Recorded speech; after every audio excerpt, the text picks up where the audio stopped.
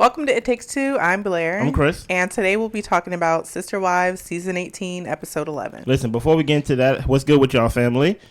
How y'all doing, family? I'm going to call this group that watches Sister Wives with us family, because no matter what we say or no matter how we give our review, they always come back. They always watch the show with us. They always leave their comments. And like family, you don't always like them. Mm-hmm. You know what I mean? You have to love them through their comments and through their opinions and so forth. But what I want to do, besides telling you to subscribe, like, share, comment, as we know, I want to ask questions in the beginning of the episode, Blair, that kind of shape how the review is going to go based on the episode we saw. Mm-hmm. So we can kind of get the comments going, so we can get the wheels turning in the head. I got one question that we probably going to answer within the show, if not after the show. Do you believe... Question number one. Do you believe this plural marriage was doomed from the start outside of Kody's behavior? Outside of Kody's behavior, because, you know, Kody, it's your fault. Mm-hmm. If everything was, quote unquote, if Kody did everything right, quote unquote, do you believe this plural marriage was doomed from the start? Do you think Janelle and Kody been intimate since their separation? That's question number two. Do you think Janelle and Kody been intimate since their separation? And when I say intimate, I mean sex. Okay. What do you think is Meri's biggest hurdle? This episode had a lot to do with Meri. Mm-hmm. And I really want to tackle Meri's mindset throughout this episode and things like that. You ready to go into it, Blair? I'm ready. Take us through it. First, we are at Christine's house. Uh-huh. Mykelti and her husband and daughter are there, along with some of Christine's other kids. Yeah. And Mykelti is surprising the family that she is pregnant with twins. Congratulations. Tony, her husband, is stressed out, and twins don't run in either of their families. Mm-hmm. So this is going to be a really exciting new journey. Listen here.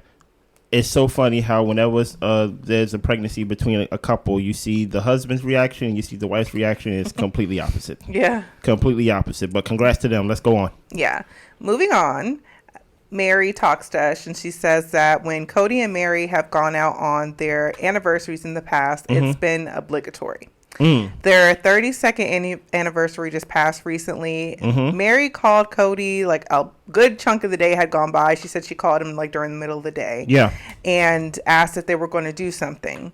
Mm-hmm. Kody said, "I'm watching the kids. Let me talk to Robyn, mm-hmm. and I'll get back to you." Yeah. We cut to Kody, and he said, "I just needed some time to figure out if it was even worth meeting. Yeah. Was there an excuse I could come up with if I wasn't comfortable?" Yeah. He was just trying to think through this thing. Yeah.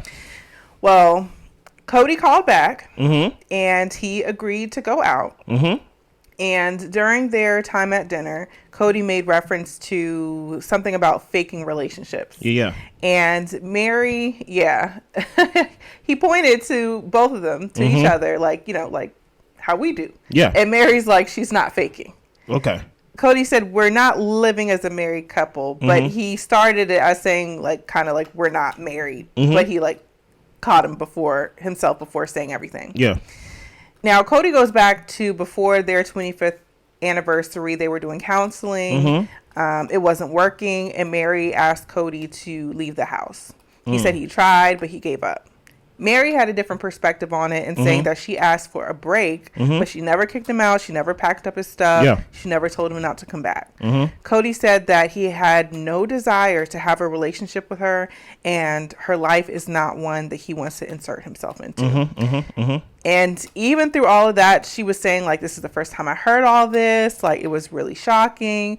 But after all of that, she said, I was just like, you promised. Can we break this scene down? Yeah. All right. So let's go back to how Meri first started with this. When Meri basically was like, it's our 32nd anniversary, and I'm expecting a phone call from Kody. That right there confuses me from the jump. Yeah. Like, I'm so confused. And I understand family, as I call y'all in the comments, because, you know, I have to love y'all. I don't have to like you, but I love y'all. Everybody keep telling me and trying to remind us that, hey, remember, these confessionals is post-recorded, meaning, like, you know, it's after the show and things like that. I know that, but that has nothing to do with my point about Meri and Kody. Mm-hmm. My point about Meri and Kody is that Meri is not finding out what she does, how Kody feels about her in these confessionals. Mm-hmm. She should know how Kody feels about her throughout these past at least 6 seasons of how they've been going back and forth. As Blair stated, that it was their 32nd anniversary, but they was in therapy for their 25th anniversary. So do like, you get what I'm saying? So that's at least, life has been happening. So that's at least 7 years. Right. Do you get what I'm saying? I understand Meri is giving some type of compare and contrast to where she's like, look, I understand that we may have been going through our things, but I didn't pack your things and put it in a box. I.e. the wives. Yeah. I wasn't so disrespectful and told you to never come back, even though you may have got that expression. So she really don't understand why it's not what it is, but he keeps telling you why. He keeps making it very clear that he doesn't want a relationship with you. Not in the way that he was telling Christine. Because I think is with Christine, even though he says I don't want a sexual relationship with you, this one seems a little bit more cruel in some fashion. Even though what he said to Christine and things like that, and how their relationship broke apart was cruel as well, Blair. But this one seems more cruel. This seems more like I don't even want to know you.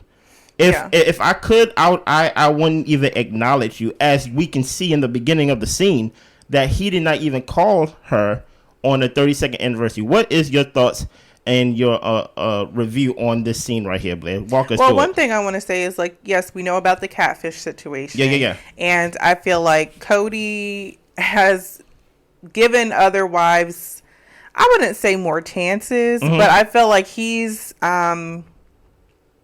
stuck it in there. Can I tell you for a second? Sure. You actually made me think of a question. Go ahead. Put this in the comments as well, too.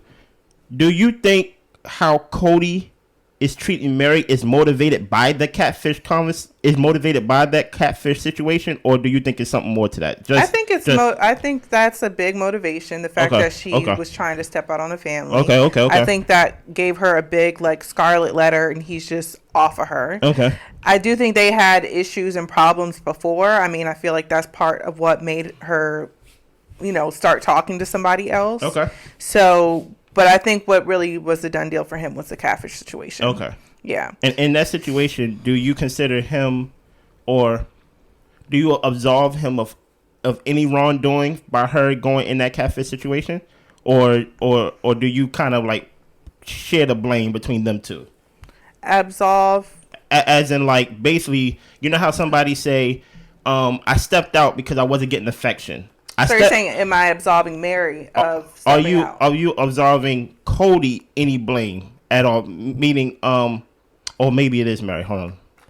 You're asking if basically Kody can do and say what he wants because Meri went out and did it. No, I'm saying, do you put any blame on Kody at all for what Meri did in the catfish situation, basically? No.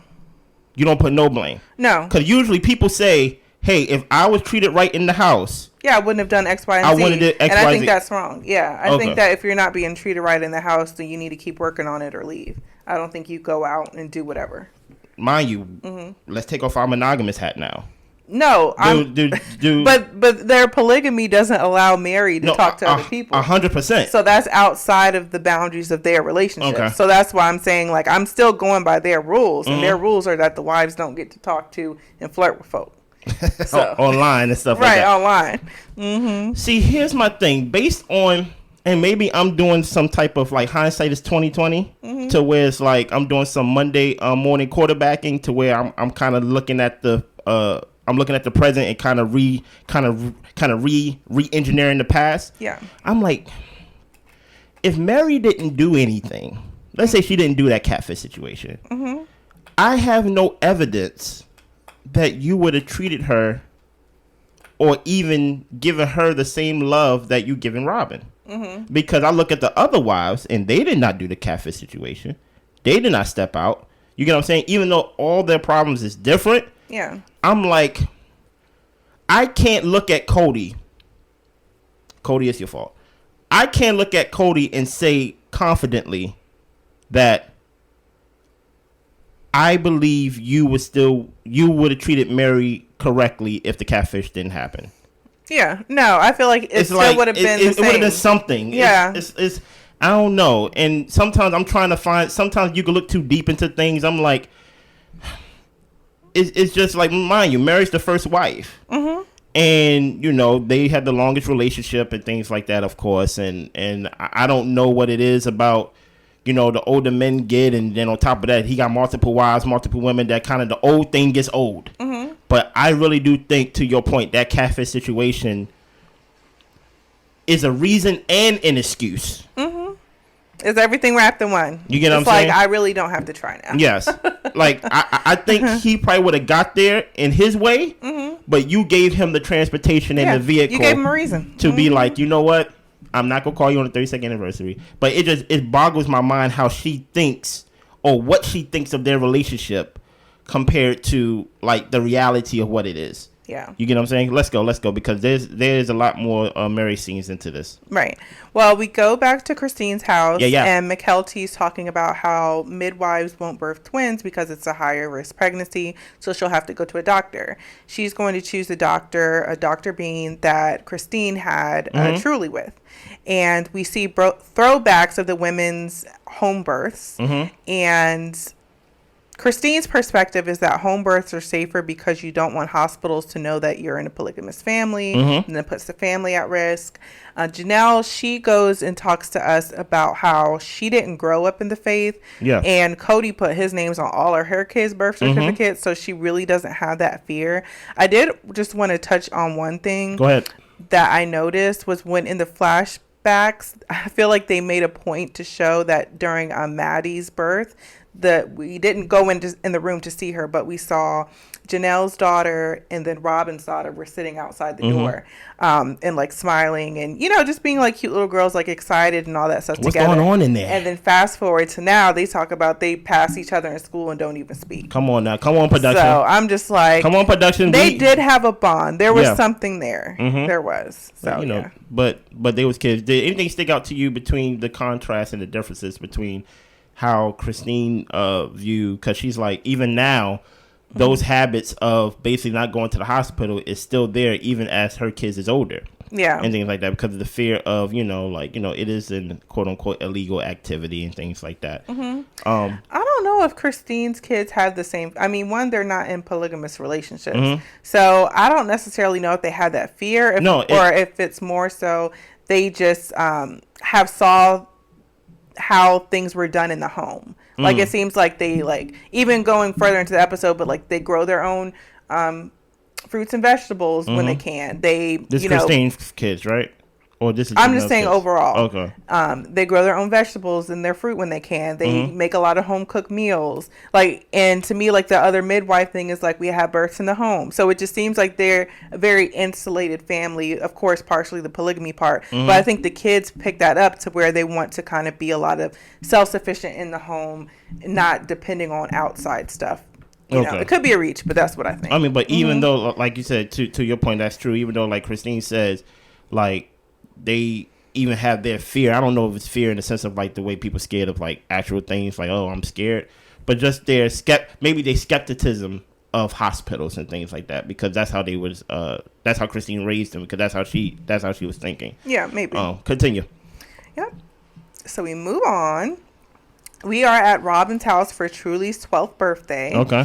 Robyn wants to make sure all the kids feel safe in her home. And Robyn talks about how when Truly was born, that's when the family first decided to go public. That's also when Robyn and Kody got married. Okay. And the fact that Truly has no memory of Robyn and her kids not being in the family is really precious to her.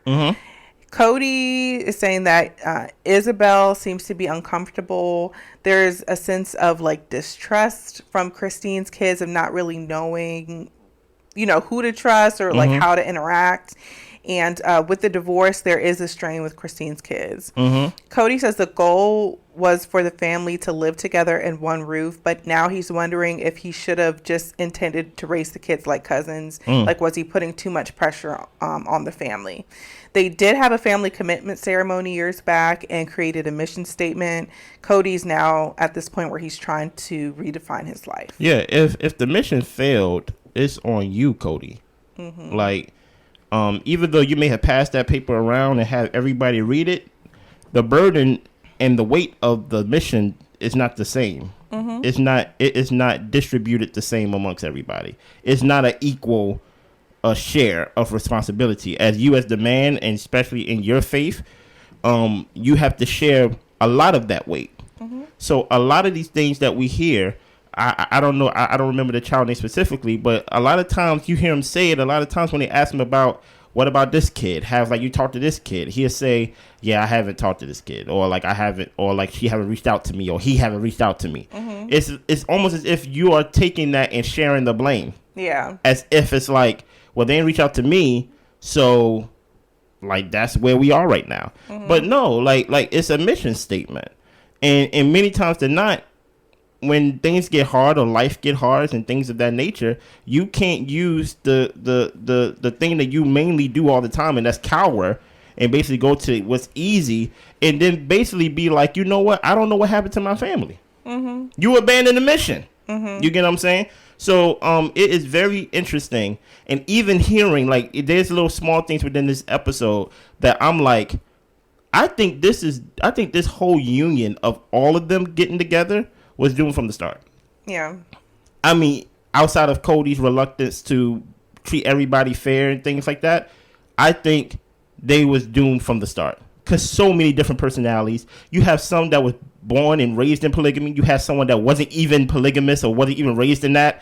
You have someone. And you would think she would be the biggest problem, but she wasn't. But she was the chillest one. Exactly. And then you have someone that quote unquote I saw in the comments somebody said Christine comes from a prestigious royal polygamous family, polygamous church and things like that. So you have so many extremes of basically the spectrum. You have like somebody who's not polygamous at all, but I'm gonna marry within. You have someone who's like divorced and things like it's so many different personalities, and the age doesn't really the age difference doesn't help because you got to help them get along too. Yeah. So and I think Janelle will touch on that later on in the episode, to where she's like, one thing that was a hindrance was also like me and Robyn just don't like the same thing. Yeah, 10 years apart. We're 10 years apart. The things that she's into, I'm not into. The type of conversations, even though I think also that's a personality thing. I think Janelle is just a loner. I think she just gives and when I say loner, I don't mean that in a negative way. Yeah, she just does her own thing. She doesn't have to be buddy with somebody all the time. I think Janelle's favorite company is herself. Yeah. I think Janelle's favorite company is herself. Let's go. Continue. Yeah. Well, Kody tells us that they don't have a church in Flagstaff. Yeah. And Kody hasn't heard from Maddie. That's Janelle's daughter. He says she stopped reaching out after the breakup with Christine. No excuse. And Janelle says she doesn't reach out because of Kody's behavior. And it's a lot of things at play as far as what she wants her kids exposed to, the type of grandparent that she wants to be involved in their life. So it kind of goes deep for Maddie. Can I ask you a question? How can I ask this? They was raised under a polygamous household, I guess. Right? But many times than not, as we're seeing, like as you see people are pregnant in the beginning with twins and things like that, why is polygamy, is that transferred to the children as well? Some kids decide to be polygamous and some don't. Okay. I think, remember, Kody's whole objective was, I'm doing this to show everybody that polygamy can work, right? Yeah, well, we're way past that now. No, but here's my point. He want to show the world, us strangers, right, viewers, that, hey, I'm going to do this show called Sister Wives so I can show the world that polygamy can work, where you haven't even proved it to your children. As far as I know, none of your kids are polygamous. Most of your kids, if not all of them, are monogamous. They have one partner.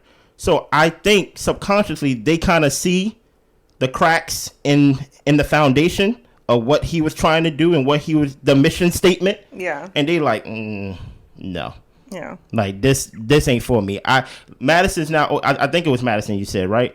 Madison's now old enough to actually Maddie is actually old enough to be like, you know what? No, I don't want to be around you. I'm gonna actually give them an example of actually how I want their life to be. I don't want to, if I'm old enough now to make a choice where if I don't have to be around you, if I don't have to call you, I won't. You get what I'm saying? Because now they actually see, but forget the mission statement, the work. the actual like destruction you left behind you, Kody. You get what I'm saying? Mm-hmm. Let's go. Yep. Robyn tells us that her kids miss their siblings. Right. There's a wall that they just can't penetrate and don't know why it's there. I don't believe you, Robyn. Yeah, like Robyn, you got to open up your eyes at some point. You can't say I don't know and there's a wall and I have no idea. I mean, you're opening up your eyes, you're talking to people, you're having conversations, you're seeing the breakdown in conversations. The whole like I don't know what's going on, it gets old. It just really gets old. It's just like at some point, like what was it? Like read the writing on the wall was like the previous episode. Like you have to pay attention and see what's happening here. So and also, is it right? No, but it is what it is. And I feel like it's a cop out to say you don't know what's going on.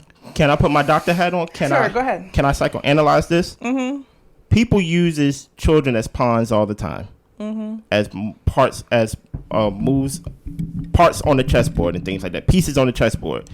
When Robyn says that, especially when she said it this time, I don't know why I heard it clear as day. In my opinion, family, when she said that the siblings, that her kids misses their siblings, she's trying to vilify everybody else. Mm-hmm. I don't know if those kids miss their siblings as much as she's trying to put it. She's trying to put 20 on 10. Mm-hmm. Kids are very resilient. Kids are very in tune with their everyday life. You get what I'm saying? If I don't see you every day, I don't think about you. Exactly. Mm-hmm. So at one point they probably did, but to basically make it like almost like a guilt trip.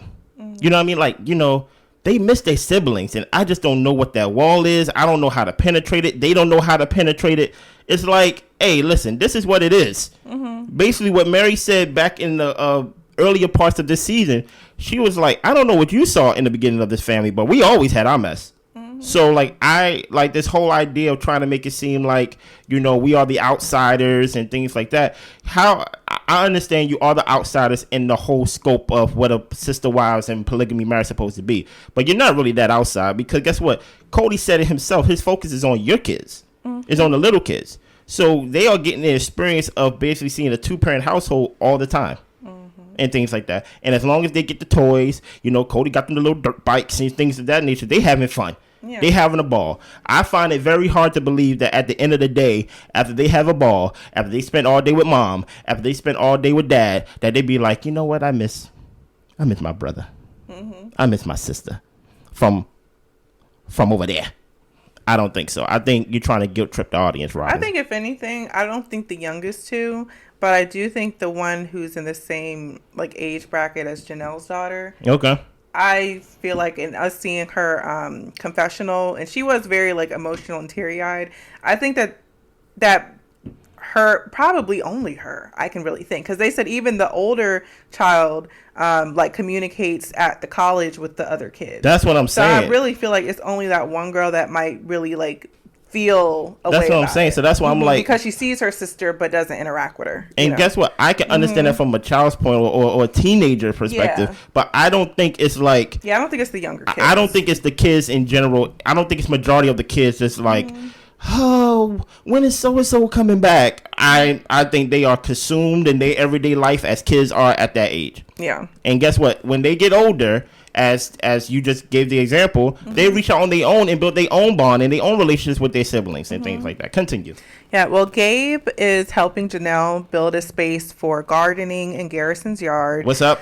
Because, she lives in the apartment. And Janelle says her and Kody are friendly, but it's really nothing. She's still not in a place to reconcile. Gwendolyn has decided not to move in with Gabe and Garrison. And Gabe basically was just like, well, she never really had to deal with us or like live in the same house as us. So she might just not be comfortable with it. Okay. And her kids generally ignore Kody, but this is Janelle's kids? Yeah, Janelle's kids. Because they really don't see the point in talking to him. Hey, as I asked, do you think Janelle and Kody has been intimate, meaning sex, since their separation? I say yes. Yeah, I believe so. I say yes. Like little things such as, when they show that flashback, she said, "Let's just be easy tonight. Let's just be easy." And she said they've been friends with benefits for years. Exactly. So I'm like, I'm sure they dibble and dabble when they feel like it. And my whole thing is to see the compare and contrast of how he went out, even though it is a birthday compared to anniversary. I understand, but it's still your wife what he did for Janelle's birthday. It was thoughtful. You know what I mean? Thoughtful. Kind of giving through, like, you know how somebody is really a bad person, but they give you flashes of good, so it kind of confuses you to make you think they're a good person. It keeps you on the hook. Yeah. Bait. You know what I mean? Yeah. He got a restaurant and things like that to where she couldn't get it. Her favorite restaurant it shows that, and that's the worst thing about it, that when he wants to, he can. He has the ability to be considerate and nice. And Mary's on the other hand waiting for a phone call. Mary's waiting on a phone call. Dude, you know how crazy that sounds? That even last episode, or the episode before that, I think it was last episode, to where it was Christine and Kody's, I think, divorce anniversary. Yeah. It wasn't even a marriage anniversary. It was the divorce anniversary, and she got a phone call from Kody while she was out with her sister friends. So I'm like, listen, Meri can't get a phone call? But I'm not surprised, and I don't feel sorry for Meri. Not because of how she's being treated. I do believe that how she's being treated is wrong, but I believe Kody has been the most consistent with Meri in letting her know, I don't know what you want from me. Yeah. Because I don't want this. I don't want a relationship. I don't want a marriage. You're here. I try to respect you. Besides putting my hand on Robyn's leg, I rub her back. You get what I'm saying? But you are basically, hey, matter of fact, go out to that B&B. Go out and do what you got to do. You know what I mean? Well, Kody, I'm just going to let you know right now that I'm not leaving. So don't think that I'm leaving. And he's like, oh, my God. I don't know what I got to do to basically, like, give you the picture. You are out the city. You get what I'm saying? Doing whatever you're doing in your clothing business and things of that nature. And I'm not calling you. I'm not acknowledging you. I'm not inviting you to no events. Easter passed. I didn't reach out to you and things of that nature. I haven't done anything to you. And now you're still calling me. And now I'm like, okay, I see what restaurant is open, and so I can take you to. Completely different than how he did the whole Janelle thing. And this is supposed to be the first wife. You get what I'm saying? Continue. Yep. Well, Kody, we do touch on, look, you know, if you don't belong in my home, if you don't respect me. Yes. He's talking about his older kids. Yep. Yeah. He's talking about his older kids. Janelle hasn't spoken to Robyn and Meri in a year since that last family meeting. Yeah. Janelle didn't connect to Robyn on a personal level, like we said. The age difference. She said, we were always good team players, though. We can work together for the good of the family. And Meri and Janelle just always had personality differences. Janelle still has family with Christine. She's satisfied with that. And Janelle talks about how she would like to put greenhouses on Coyote Pass because she really enjoys gardening. And Kody, he's saying the property will get paid off. Janelle keeps pestering but not helping. Kody says Robyn and him intend to build there. I don't know. So just a couple things I wanted to touch on. Touch it, Blair. Was the Coyote Pass and the greenhouses. Janelle is content with staying where she is and doing what she wants. So I need Christine to like chill out on her back a little bit, because she's still thinking like, well, what am I going to do with my land on Coyote Pass if we get this? She's not in a position of saying, okay, I'm done with that. I'm gonna do my own thing. I'll still be around when I want to. She's willing to spend time and be around Robyn and Kody when they build on their land, and she builds on hers what she chooses. Even if she just put a couple plants there. Yep, and then she still go out there and wave hey and do what she got to do. Next thing was Kody says Robyn and him intend to build there. That's a clear indication, if anything, that is all he's thinking about. And I feel like we all know that. So it really confuses me how Meri doesn't. But when he speaks of himself, he speaks of him and Robyn always. Yeah. So I mean, he speaks of who's loyal to him. Right. Not his loyalty as a husband. Exactly. He speaks on who's loyal to him. Let's go back to your that statement you said about Christine get off of Janelle's back. The episode before last, we was talking about how I basically said Kody is the sun in Christine's solar system. A lot of people did not like that. And then the episode after that, which is last episode, Janelle basically gave word to what I was saying the whole time about, hey, get off my back. I am fine. I am like, you always want to have these deep conversations about how are you doing and things like that. Like don't look at me as a charity case. Don't look at me as a pity war and things like that. What do you think about the difference between how they're both handling one is divorce, of course, but both are separated. You get what I'm saying? Both are separated from Kody. I should give my answer first, and then I should give you time to answer. Many people believe, based on the comments I seen last episode, that Janelle haven't hit rock bottom. That she needs to wake up. That basically this how she's reacting and moving on is basically her having not hit rock bottom, and that basically they are basically saying they're Team Christine, but basically they saying like she's not really over him, and that she really needs to wake up and basically be a mother to her kids. I saw a comment that says that Christine is more of a mother to Janelle kids than Janelle is, based on how, you know what I mean, how Christine always give them a floor to always speak their grievances of Kody and things like that. And Janelle is always like, she's always like, even in the comments like you said, she says, look, I moved on. I'm thinking about the next thing, greenhouses and things like that. Me and Robyn, it's just always been a team relationship. I'm not really that invested. I'm all for the team. I don't really care. What do you think about the differences of how they're both dealing with the separation from Kody? I think they're dealing with it differently because they're two different people in two different spaces. I don't necessarily think Janelle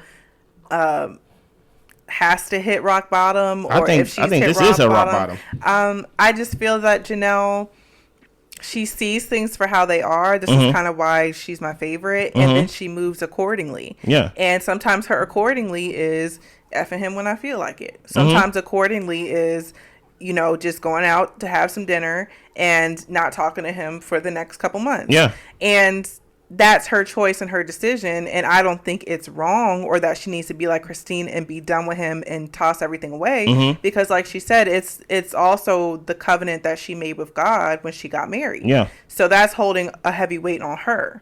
So what do I think about it? I think they're doing what they both should be doing based on their personalities. And based on their personalities and what would help them sleep at night. Hey, so I think this is her rock bottom. I think this is Janelle's rock bottom, and Christine may not respect it because she's like, why don't you do what I do? Yeah. Why don't you react the way that I react? Janelle is a team player, and when someone says that I don't want to be on the team anymore, that's their rock bottom. Because that means that person usually can deal with a lot. Yeah. And basically can withstand a lot. And Janelle has without their relationship. Janelle's usually the one that doesn't demand a lot. She don't really want a lot. She's like, look, I really never had a problem with him going over to Robyn and the time being unequal. But if we all go get back together, like, I will change the things about it. But if we don't, it is what it is. I think this is Janelle's rock bottom. The fact that somebody can literally just cut and just move on. The fact that she could be like, you know what? I'm off of it. I'm fine with not talking to Kody. I haven't talked to Kody. I haven't talked to Robyn. I'm just focusing on me. And like you said, it just looks differently based on their personalities. Let's go. Yeah. Well, Christine and her children are teaching her daughter Truly how to ride a bike. Hello, Truly. We flash back to Truly getting taught how to ride a bike by her dad the first time, which was traumatic. Kody said that Truly wasn't connecting to the experience and didn't want to do it. He said he was pushing her. And Christine says when Truly says she's done, she's going to finish for the day and let her have it. Yeah. Christine talks to Truly afterwards and tells her how good she progressed, and she was really encouraging. And you just kind of see the juxtaposition between Kody and Christine and how they go about the bike riding experience. Yeah. How can I say this without sounding crazy? I actually don't see a problem with how both of them dealt with their parenting styles. Kids, when something's hard, they don't want to do it. And when Kody was first teaching her how to ride the bike, the only thing that I would criticize his style on is you have to learn how to pivot. So if even though everything he said it's going to be hard, you're going to fall, like, you know, I understand that. Once you see your kid is not responsive to that teaching, you have to, you get what I'm saying, pivot and learn a way to connect. It's not so much that she didn't connect to the experience, you didn't connect to her. Right. You get what I'm saying? He always putting the responsibility on the child. On some, forget the child, anybody. Yeah. It could be the dog. It could be it could be anybody. That's not him. So he's like, she didn't really connect to the experience. That's why she don't know how to ride a bike. Yeah, he was like, she didn't want to do it. Yeah. She was what, 6? Listen here. She may not want to do it in the moment, but oh well. Exactly. Like you said, pivot, go about it a different way, communicate with her differently, try to get her into it. Exactly. So, but to give criticism to Christine way wasn't effective either. Mm-hmm. Christine didn't teach her how to ride a bike. I think her friend did, Mitchell. Yeah. You get what I'm saying? And he said it himself, or basically she gave a comment saying that somebody said there's too many cooks in the kitchen.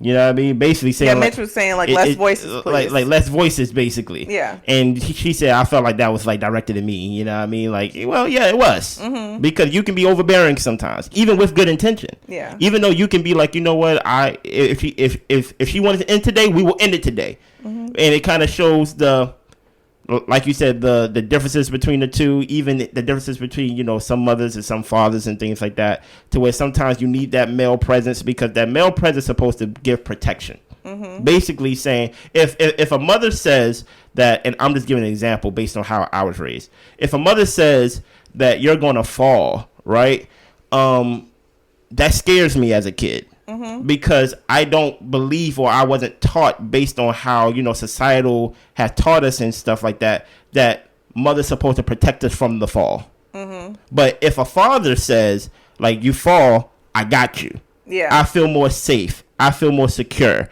Because it's like, it's not the fall that I'm scared of. It's the fact that I might get hurt when I fall. So just seeing the stranger guy, I don't know who Mitchell is, Kody, that's supposed to be you walking your daughter with the bike. That's supposed to be a symbolism or an allegory. I just learned that word this week, guys. That like you supposed to be walking side by side with your daughter or with your children or with your wives, that if they do fall off the bike, you got them. You got them. But you know, that's not Christine's responsibility. Christine's responsibility is to tell the truth. You will fall, but we're not gonna put the burden on Christine that if she falls, that she's supposed to protect her, things like that. Like, of course, mother's gonna protect their kids. You know what I'm saying? But I'm talking about as the patriarch and what you believe in your religious beliefs. As the guy, you supposed to be walking side by side with your kids, and you supposed to connect with your kids, not put it on the child's responsibility to connect with you, but you supposed to connect with your kids and walk side by side and protect them if they fall. Mm-hmm. That is deep. I feel like y'all should subscribe just for that alone. You get what I'm saying? Yeah. Come on, let's go. Is this the last scene? Yes, it is. Let's go. Well, Meri. Oh my God, I forgot you was on the show. Meri. Yep. Kody used to reassure her that his love for her when they first got together would be forever. That he was always going to be there for her. That's usually how it goes. And Meri had those fears when they first got together that this might not be a forever good thing. Meri thought that the love that they had for each other would mean something to him. And trying to make all this work, it hasn't. He said that he never loved her and was just trying to affirm it. And Kody says she can stick around, but we're never going to have a marriage relationship. Meri intends to still keep a relationship with Robyn's kids. Kody didn't want to be open about how their relationship is actually operating. And Meri says she's not going to hide it. She's going to lay it out there and let y'all know what's going on. I feel like we've been known, girl. I think you're the last to know. Maybe, yeah. Kody said that he doesn't want to have a relationship with her, and Meri said that her two options are now to continue living how she's been, physically married but not emotionally, or to fully be done with everything. And being done with it doesn't match her values. She made this eternal covenant. She really doesn't know what to do about it. Yeah, I don't even think you're physically married. I don't either. I think you got divorced and then he got married to Robyn physically, like well, maybe legally. Yeah, you get what I'm saying. What did you think about this scene? Do you have any thoughts on this scene right now? I really don't. I feel like it's more the same. I'm just like, Meri, catch up. Goodness gracious, how long are we going to repeat the same things? I'm just like, okay, like it sounds like you're getting it, but you're still confused. You don't know what to do. You don't necessarily need to do anything right now this second, but I'm just like, just come into reality with the rest of us. Yeah. And let's meet here. Now, that's all I feel about. Now let me put you on the couch then, since you don't have no thoughts. I asked the question, what do you think is Meri's biggest hurdle? And I'll put religious values ? Because in our beliefs, or like in most people's beliefs, is to death do us part. Yeah. They believe that even after death, that they are together for eternity. Yes. You get what I'm saying? And eternally, Blair, I will look for you too. Okay, so you ain't got to worry about it. Okay. Hopefully, I find you. You know. Yeah. But my thing is, I was like, maybe it's her religious beliefs that is basically holding on to this little hope. But talking through this episode, I'm like, it wasn't her religious beliefs that stopped her from getting online. Do you get what I'm saying? And going outside the covenant. Yeah. And going outside the union and going outside the marriage to flirt and to entertain this catfish situation. So it really leads me to think, what is Meri's biggest hurdle in accepting this? Well, I want to know yours, because I always say what I think. I thought it was religious until I'm like, because usually a lot of people do what they do in life because they fear damnation. They fear like there's a consequence to how I live. So if I break a vow to God, I don't want God to punish me. But I heard Meri say throughout the season that she don't really care about the polygamous values. I vividly hear her saying that early in the seasons and things like that. So compared to Robyn, you get what I'm saying, who's like, listen, I came in here to be a sister wife. I ain't coming here to be the only wife. So with Meri, it has to do... This gonna sound crazy. And listen here. This is how crazy this gonna sound.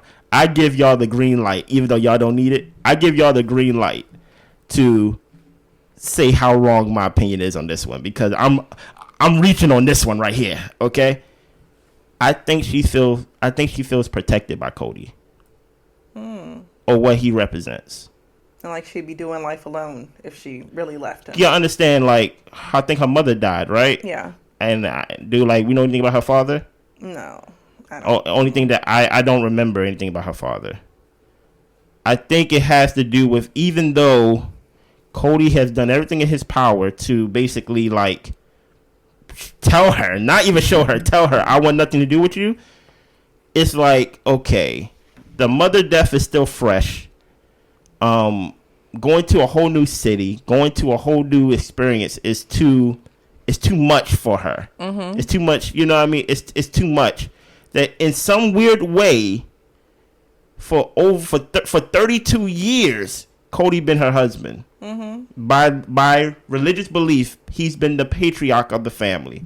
He's been the provider. He's been the protector, based on what you believe marriage is, based on what they believe what marriage means. I think in some weird way, she feels protected by her abuser. And I don't mean domestically. I mean mental abuse, verbal abuse. I'm not saying Kody put his hands on her and things like that. I think she just feel protected in some weird way that she just don't want to leave. Okay. Or like it's hard for her to leave. It's hard for her to even, like, she can accept he don't treat me right. He don't treat me right. He don't tell me that he loves me. He don't call me. He don't do none of these things for me. I feel like an outcast. He say he don't want to be with me, but I still don't know what to do. Like he called like it's not even, it's like I should get no calls on holidays. I am not involved in his life, but I'm not leaving. I'm like, it's weird. It's like, I think there's some type of weird wiring to where she feels like, you fall into that routine of like, if this is what life is, I can get accustomed to this and I can do life like this. But life without Kody, or like without that whole experience that I've known for 32 years, I don't know what that life looks like. Yeah. And I'm too old to go through that by myself. And to go through that challenge by myself. I don't know if I can beat that. But I know that I can manage this because I've been doing it for over at least 7 years based on their 25th anniversary going to now. Yeah. So at least minimum 7 years. That's what I think. Anything else on this episode you want to share? Any opinions, Blair? Not really. I just feel like Meri's just finally starting to realize what's going on.